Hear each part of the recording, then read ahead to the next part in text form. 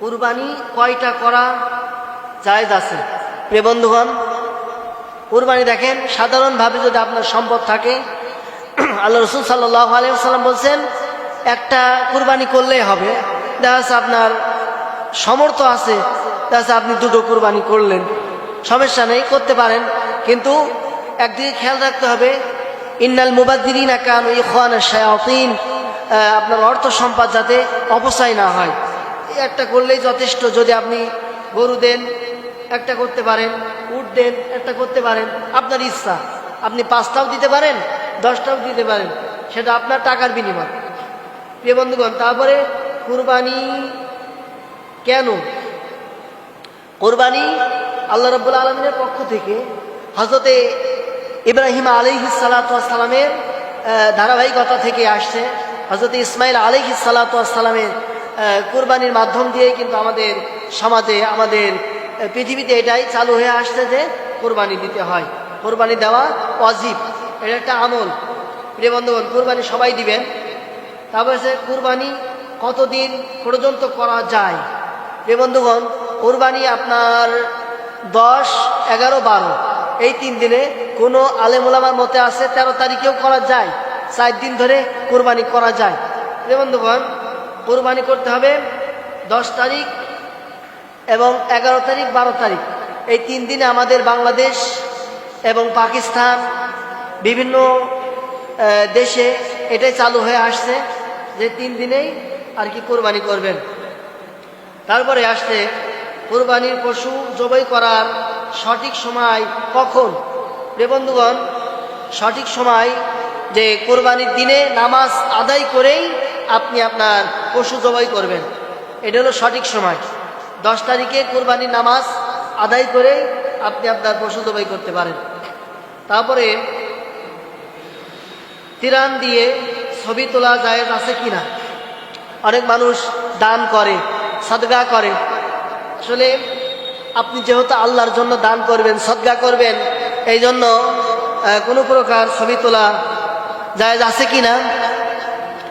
দেখা যাচ্ছে অনেক মানুষ বিদেশ থেকে টাকা পাঠায়, অনেক মানুষ দান করে, সেই ক্ষেত্রে আপনি একটা ছবি তুলতে পারেন, কোনো সমস্যা নেই। কিন্তু অনর্থক ছবি তোলা ইসলাম নিষেধ করেছেন।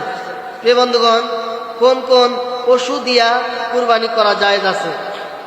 দেখেন কোন কোন পশু দিয়া কুরবানি করা জায়েজ আছে, এটা একটু জটিল মাসআলা যে 6টি প্রাণীর কথা, 6টি পশুর কথা আল্লাহর হাবিব সাল্লাল্লাহু আলাইহি ওয়াসাল্লাম বলেছেন।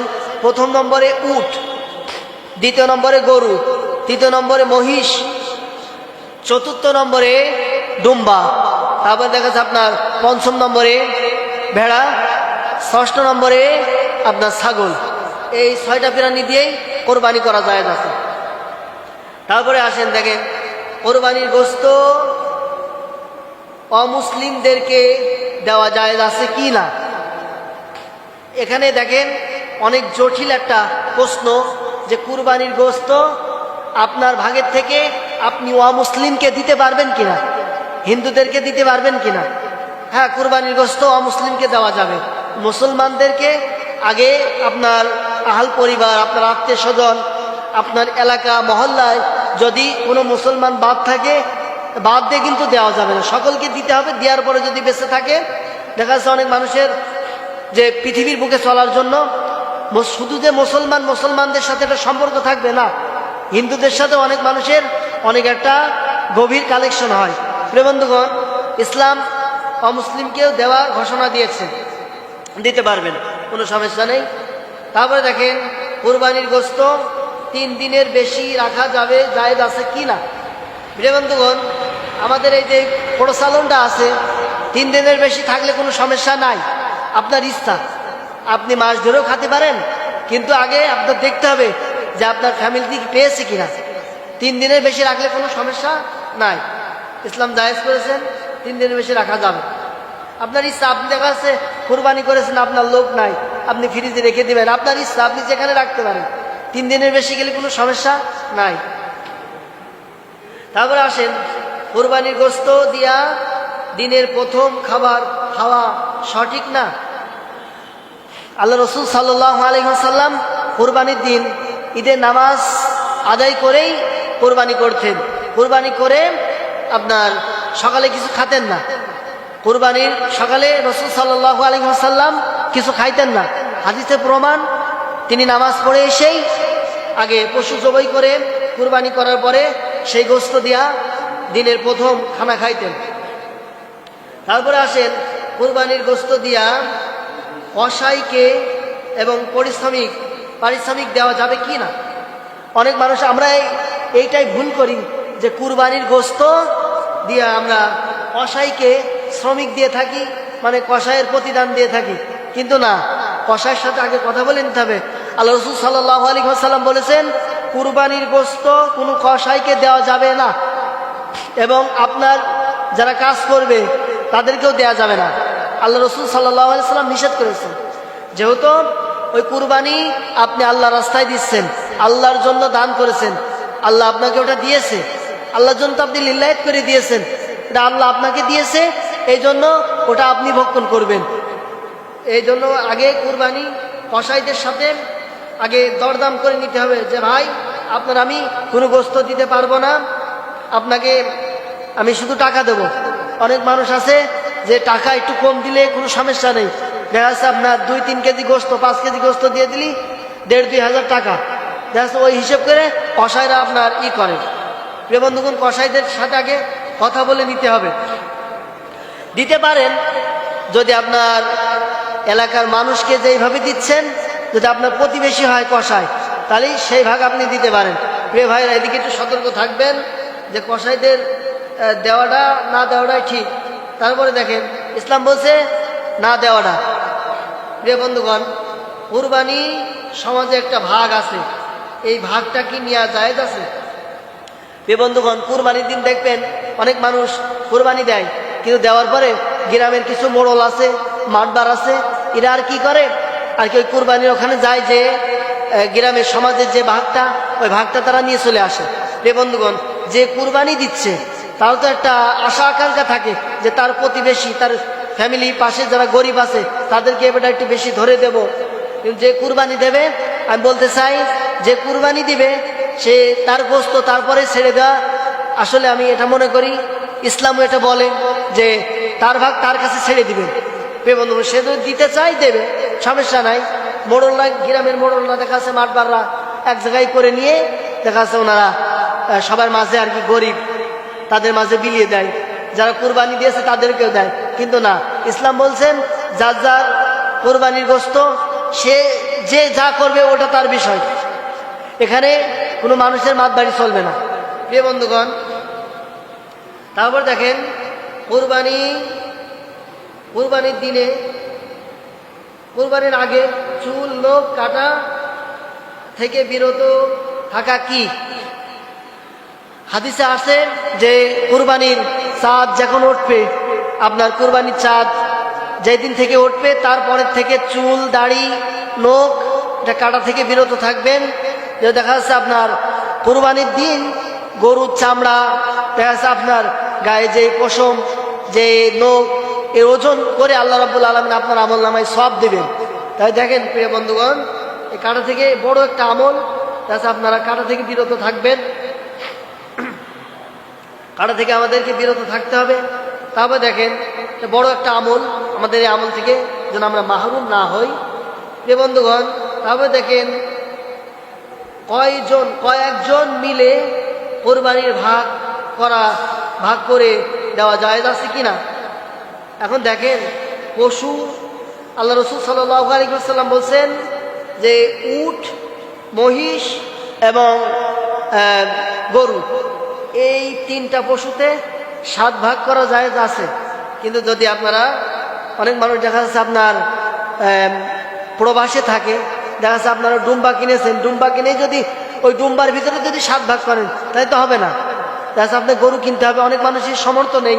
দেখা যাচ্ছে অনেক মানুষ আছে আপনার প্রবাসে যারা, দেখা যাচ্ছে ডুম্বা, ছাগল এসব কিনে দেখা যাচ্ছে 7 ভাগ আছে না, এটা তো একদম জুলুম হয়ে যাবে। এটা ইসলামে নিষেধ আছে যে আপনাদেরকে আমি, যারা প্রবাসে থাকে, আপনাদেরকে আমি একটা বুদ্ধি দিই, পরামর্শ দিচ্ছি যে আপনারা যে কোনো একজনকে আমির বানাবেন, লিডার বানাবেন, বানিয়ে আপনারা তাকে কিছু টাকা দিবেন, দিয়ে সে তার নামেই কুরবানি করবে। এদিকে দেখা যাচ্ছে আপনারা তাকে টাকা দিয়ে সহযোগিতা করলেন, এর সওয়াব আপনার আমল নামায় পৌঁছে যাবে, এর সওয়াব পাবেন, সাথে আপনার গোশত খাওয়াও হবে। তবে দেখেন অনেক মানুষ বলে যে যদি আপনারা 5-6 জন মিলে 7 জন মিলে যদি করেন শুধু গোশত খাওয়া হবে, কিন্তু কুরবানির কোনো সওয়াব হবে না। আর যদি এইটা করেন কয়েকজন মিলে যদি তাকে টাকা দিয়ে যদি তাকে তার নামে যদি করান একটা কুরবানি, দেখা যাচ্ছে আপনারা সওয়াব পাবেন। প্রিয় বন্ধুগণ, এইটা আপনারা একটু লক্ষ্য করবেন। কাউকে খুশি করার জন্য তার নামে কুরবানি দেওয়া যাবে কি না? না, কাউকে খুশি করে কুরবানি দেওয়া যাবে না, কারোর নামে কুরবানি দেওয়া যাবে না। নাম শুধু হবে একজনের, কুল ইন্না সলাতি ওয়া নুসুকি ওয়া মাহইয়ায়া ওয়া মামাতি লিল্লাহি রাব্বিল আলামিন। আল্লাহর কোরআন বলেন যে তোমার নামাজ, তোমার কুরবানি, তোমার হায়াত, তোমার মউত সব হবে একজনের জন্য, আল্লাহর জন্য। কারোর নামে কুরবানি দেওয়া জায়েজ না। তবে দেখেন কার নামে কুরবানি দেওয়া উচিত। কুরবানি দেওয়া কার নামে? আল্লাহর নামে কুরবানি দেওয়া উচিত। আল্লাহর নামে আপনি কুরবানি দিবেন। আল্লাহ ব্যতীত কোনো নামে দিলে ওটা কুরবানি হবে না। তবে দেখেন মানে আপনার অনেক মানুষ আছে গাভী দিয়া এবং কুরবানি করে, সেই কুরবানি দেওয়া যাবে কিনা? গাভী, তারপরে আপনার দেখা যাচ্ছে আপনার গর্ভবতী, এইসব বিভিন্ন রকম উট, মহিষ, তারপর আপনার গরু, দুটো দিয়ে আপনার কুরবানি দেওয়া যাবে। গাভী দিয়েও দেওয়া যাবে এবং আমরা যেটা বলে থাকি এড়ে দিয়েও দেওয়া যাবে, এটা জায়েজ আছে।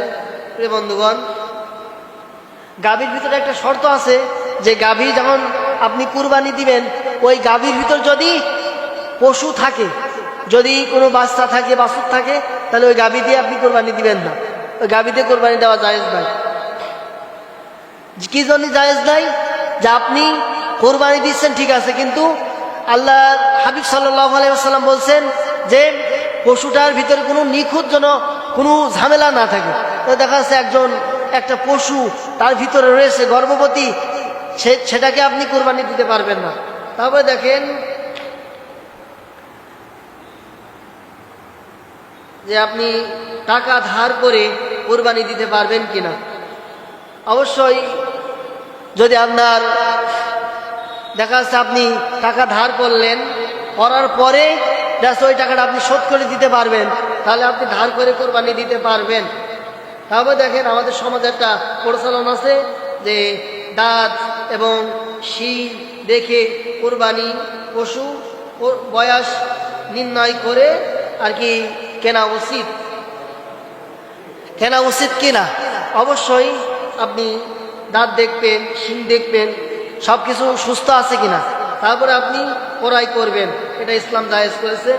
তারপরে দেখেন পরিবারের সবাই মিলে একটা কুরবানি দিতে পারবো কি না। যার পরে যেই কুরবানি, পরিবার কি বোঝায়? পরিবার দেখা যাচ্ছে আপনার স্বামী স্ত্রীর একটা সন্তান, এটা একটা পরিবার। কিন্তু দেখা যাচ্ছে 14 গোষ্ঠী মিলে যদি আপনি একা কুরবানি দেন, ওটা তো হবে না। পরিবার কাকে বলে? যে বাপ মা সন্তান, এটা হলো একটা পরিবার। এই পরিবার থেকে আপনি চাইলে একা কুরবানি দিতে পারবেন, সমস্যা নেই, ইসলাম জায়েজ করেছে। তারপরে দেখেন পশুর বয়স কত হলে কুরবানি দেওয়া যাবে। পশু বয়স উট আপনার 5 বছর, 5 বছরের নিচে যদি হয় সেটা কুরবানি হবে না। এমনি খাওয়ার জন্য আপনি জবে করতে পারেন। তারপরে আপনার গরু মহিষ 2 বছর করে, এই 2 বছরের নিচে হলে আপনি গরু মহিষ কুরবানি দিতে পারবেন না। ছাগল, দুম্বা, ভেড়া এটা 1 বছর করে। তারপরে দেখেন যে রাত্রে বেলায় কুরবানি দেওয়া জায়েজ আছে কিনা।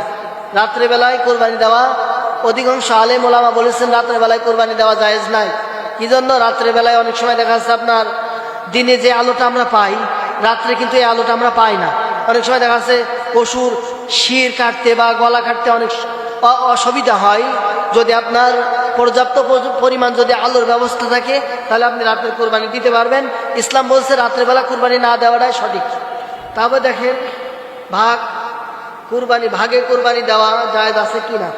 অবশ্যই ভাগে কুরবানি দেওয়া জায়েজ আছে। অনেক আলেমুলামার মতে অনেকে বলেছে ভাগে কোরবানি দেওয়া জায়েজ নাই, অনেক আলেমুলামা বলেছে ভাগে কোরবানি দেওয়া জায়েজ আছে। আমরা আমাদের অধিকাংশ আলেমুলামাই বলছেন ভাগে কোরবানি দেওয়া জায়েজ আছে। প্রিয় বন্ধুগণ, তারপরে দেখেন কোরবানির গোশত দিয়া বিবাহত কোরবানির গোশত দিয়ে আর কি বউ ভাত করা যাবে কি না। অনেক মানুষ দেখা যাচ্ছে কোরবানির সামনে করে ছেলে সন্তান মেয়ে সন্তানকে বিয়ে দেয়, দিয়ে দেখা যাচ্ছে আত্মীয় স্বজন ওই কোরবানির গোশত দিয়ে আর কি তাদেরকে বিদায় করা হয়। প্রিয় বন্ধুগণ, দেওয়া জায়েজ আছে, দিতে পারেন, সমস্যা নাই। তারপরে দেখেন কোরবানির গোশত কয় ভাগ করার নিয়ম। প্রিয় বন্ধুগণ, কুরবানির গোশত হলো আপনি কয় ভাগ করবেন? 3 ভাগ করার নিয়ম আছে। আল্লাহ রাসূল সাল্লাল্লাহু আলাইহি ওয়াসাল্লাম বলছেন যে 1 ভাগ নিজের জন্য, আর 1 ভাগ আত্মীয় স্বজনের জন্য, আর 1 ভাগ ওয়ান্তুমুল ফুকারা, যারা ফকির মিসকিন এতিম অসহায় এদেরকে আপনারা দিতে পারেন। তবে দেখেন লাস্ট নম্বর প্রশ্ন, এই কুরবানির গোশত দিয়া কোনো মানুষকে খুশি করা যায় আছে কিনা। প্রিয় বন্ধুগণ, কুরবানির গোশত দিয়া কোনো মানুষকে খুশি করা যায় আছে কিনা। অবশ্যই কোনো মানুষকে আপনি যদি কুরবানির গোশত দিয়া যদি খুশি করাতে পারেন তাহলে দিতে পারবেন, সমস্যা নাই, ইসলাম আপনাকে অনুমতি দিয়েছে। প্রিয় বন্ধুগণ, এই 30টি প্রশ্নের উত্তর দিয়েছি। আপনারা এর ভিতরে একটু গভীরভাবে লক্ষ্য করবেন, একটু চিন্তা করবেন। চিন্তা করলে আশা করি আপনারা বুঝতে পারবেন যে এই 30টি প্রশ্নের উত্তর আল্লাহ রাব্বুল আলামিন যেন আমাকে মানার তৌফিক দান করেন এবং আপনাদেরকে বুঝে মানার তৌফিক দান করেন। সকলে বলে আমিন।